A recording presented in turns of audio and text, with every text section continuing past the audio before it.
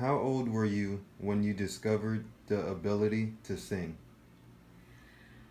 Well, in honesty, I was like 2 years old, 2 or 3. My mother was a concert pianist, and so she would play piano in the house. And when I was little, I started singing along or just to whatever she was playing. And she told my father that she has perfect pitch. Let's teach her some songs. And so they did. And they taught me how much is that doggy in the window and oh, never smile at a crocodile. And then they put me in a pageant. And that was such a hit that they decided to teach me more songs and keep it going.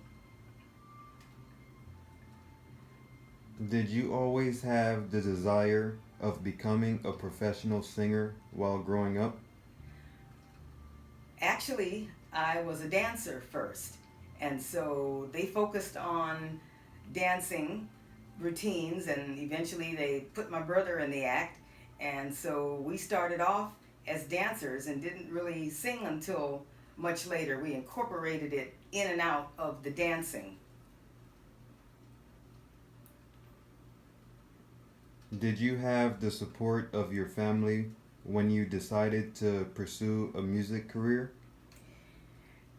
Actually, I did. They have always been supportive. They were always uh, introducing, new techniques of singing and this and that. And in high school, I won a scholarship to sing opera and be trained at USC.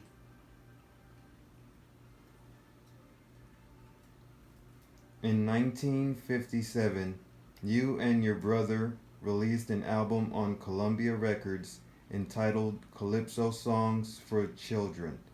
Was this your first professional contact with music? Well, at the time, my brother and I were working all around New York, and we developed quite a bit of a name for ourselves. We were called the Clark Kids. We were hired all over New York, singing and dancing, and so we were in a Broadway play for 8 months, which starred Pearl Bailey and Diane Carroll. Diane Carroll was 18 years old. It was her first job at the time.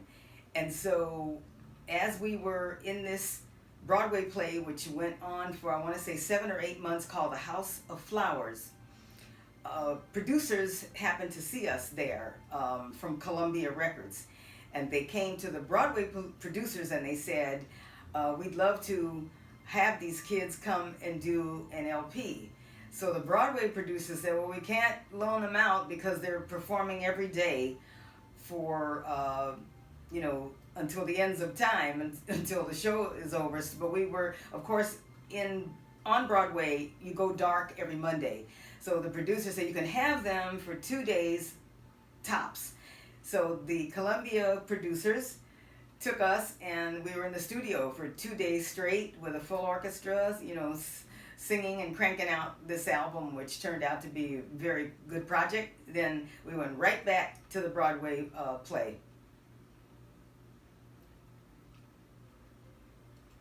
How were you invited to record that project?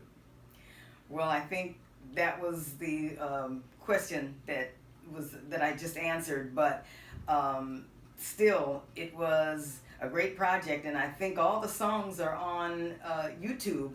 I don't know how they got there from 1950, whatever it was, 5, 7, but they're all on there. So periodically I go and I listen to them, or I send them to friends, and they go, wow, you guys have been in the business a long time. Shelly, you were also an Ikette, right? Yes, I was an ICAT in 1967. How long were you in the group, and how was the process for you to become an Ikette? Well, I believe I was out by 1968 because of that horrible bus accident where I was hospitalized for 2 weeks. But I remember being auditioned by a woman named Ann Kane.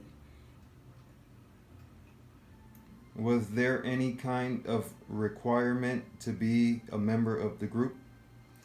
Well, I remember she found my number somehow, and she called me and asked if she could come over. And so she came to my apartment and she said, would you sing and dance for me? In which case I did. Um, and so I was so surprised when she said, wow, you're great. Okay, you fly out in the morning. And I was dumbfounded because I didn't know it was going to happen that fast. During the 60s and 70s, musical groups were on the rise. How would you define the music industry at the time? Well, for one thing, I think all the best music came out of the 60s and 70s. It may be a little prejudiced, but uh, really, I had a lot of musical heroes that were in and on Broadway and in Broadway shows. Like, I love things like Damn Yankees and West Side Story and Oklahoma. And that's the kind of music that I followed back in the day. Shelly, you are known for being part of the group The Honeycomb, alongside Edna Wright and Carolyn Willis. The trio's first appearance as a group took place on The Andy Williams Show in 1969, when Wright replaced her sister Darlene Love and invited the two of you to participate. Did you already know Willis and Wright? Actually, I knew Carolyn. Carolyn Willis and I were in a group called the Cover Girls. And she and I and Shirley Matthews would sing background sessions for many well-known artists all over town. And it just so happened that sometimes Carolyn would work with Edna, with another girl, possibly the late, great Clyde King. But I did not know Edna until we got to the soundstage for Andy Williams, and I met her there. And it just so happened that Eddie Holland was watching at Edna's urging, and he liked what he saw, and that's how we became the Honeycomb. What musical inspirations did the Honeycomb have? I think all of us, of course, like the Supremes and all the girls groups on Motown and others, but we didn't want to be like them. We wanted to have our own style and not be such a stuffy kind of group with the gowns and the gloves. Coming from Los Angeles, we had, and later on, we had sort of like a hipper concept that we wanted to be, but we enjoyed listening to all the 60s, 70s great groups. Did you get to record any demos or songs that remain unreleased to this day? No, sadly, I don't have any thing that was released. I did a lot of recording after the Honeycomb, and one was with one of the band members / a producer that was in Earth, Wind and Fire, not Verdine.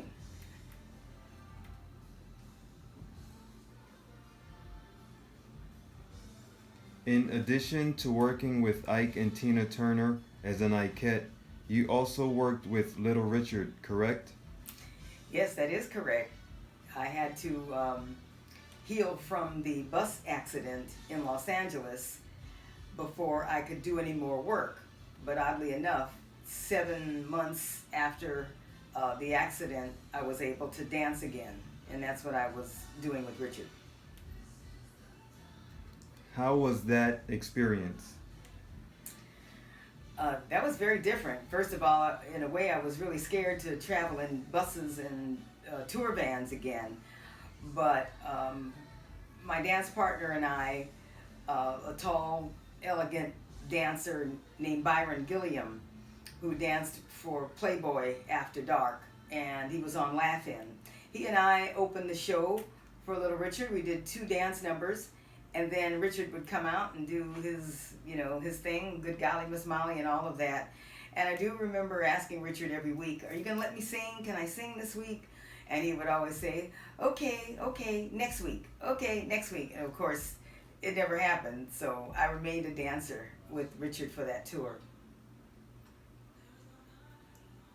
Shelly, during the Honeycomb years, Did you participate in the production of the albums?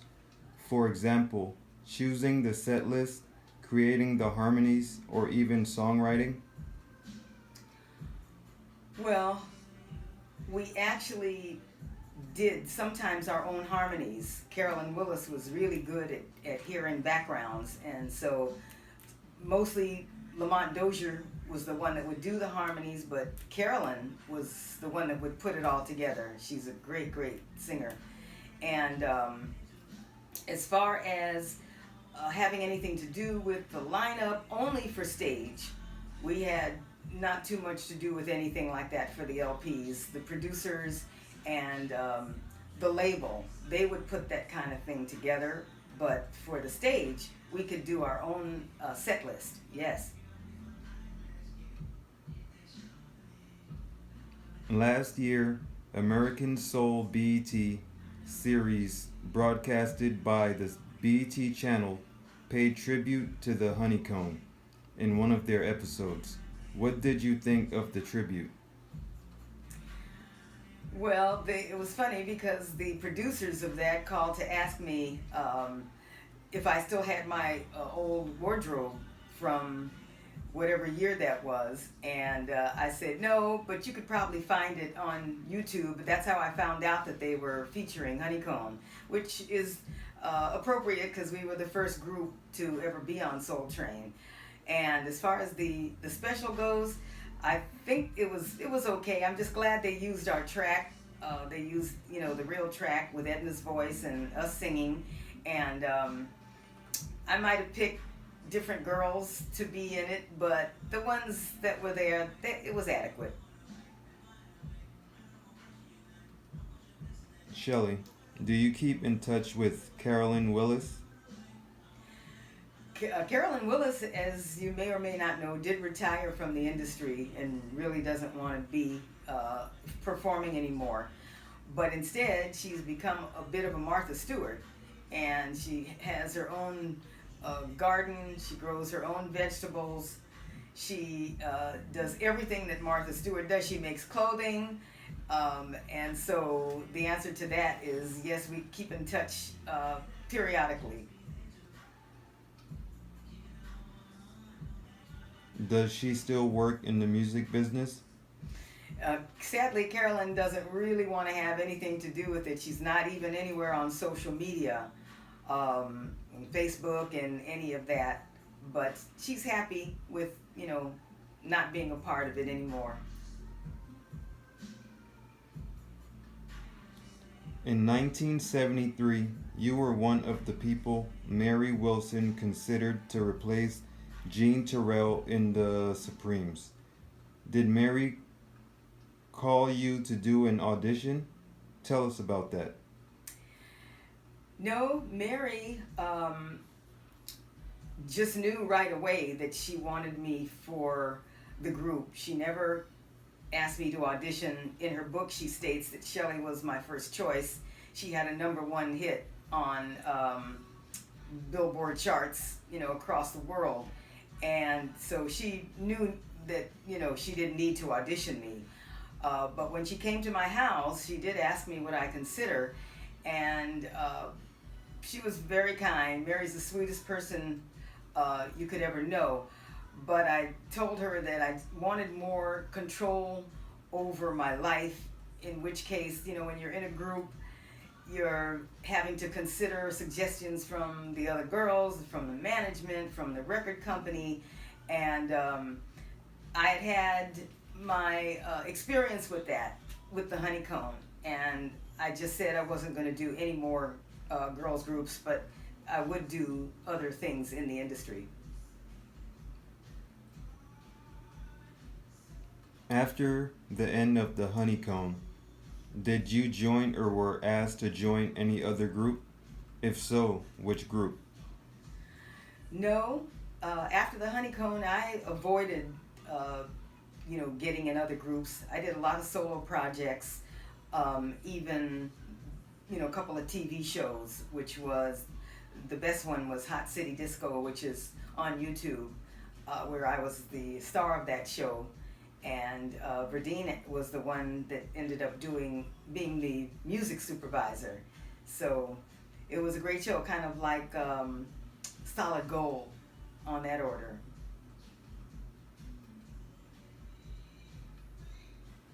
Shelly, you are a person inside the fashion world. In 2014, you paraded at Fashion Week in San Diego. What are your inspirations in the fashion scene? Did you ever work as a model? Well, I can say that that was so much fun being a celebrity model for the San Diego Fashion Week. I loved all of it, watching all the models and going into makeup and this and that, and they treated me so well with such respect. That was probably my only modeling job, but I've been on, like, I want to say maybe 50 red carpets, and that's a modeling job in itself, just without the runway. So I'm forever working with stylists for clothing and trying to stay cutting edge on what's hip and what's current. What have you done to occupy your mind during this period of social isolation? Well, the one great thing is I've been reading a lot, catching up on a lot of books that I needed to read. And speaking of that, we've gone through the house and spent time donating books to organizations and clothing and blankets to other organizations, and that's been great. But I also was fortunate enough to have my own show now on YouTube and Facebook with my co-host, the chairman of the board. They are my record label mates from the 60s and 70s. And as a matter of fact, one of them wrote one of our all of our hits actually, General Johnson, rest in peace, but his group is carrying on. And so the show is called That's My Story. We're on episode 18. It takes up a lot of my week with our production meetings via Zoom and that kind of thing. So I've been very busy in this time. What message would you like to leave to the fans? Well, first of all, I say to stay healthy as best you can, stay safe as best you can. Here in Los Angeles, we're just coming out of another semi-lockdown, so I say that if you're trying to be in the industry, to just persevere, and you may hear a lot of no's.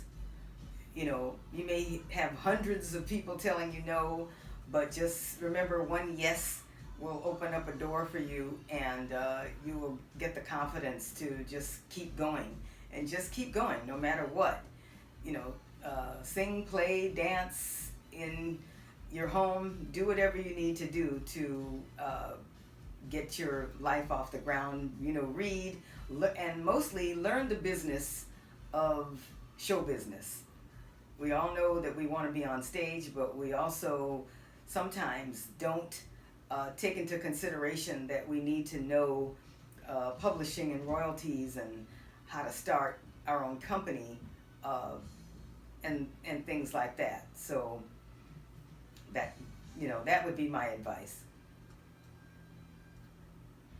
Well, Shelly, thank you so much for the amazing interview. I reaffirm again that it was an honor to interview you. Lots of love all the way from Brazil. Well, we're sending love back to you, Zhao, and I'm very honored that you chose me to want to interview. And without all the love and support of the fans, then we artists are really nothing without you guys. So once again, thank you, and we'll do part two anytime you like. Bye.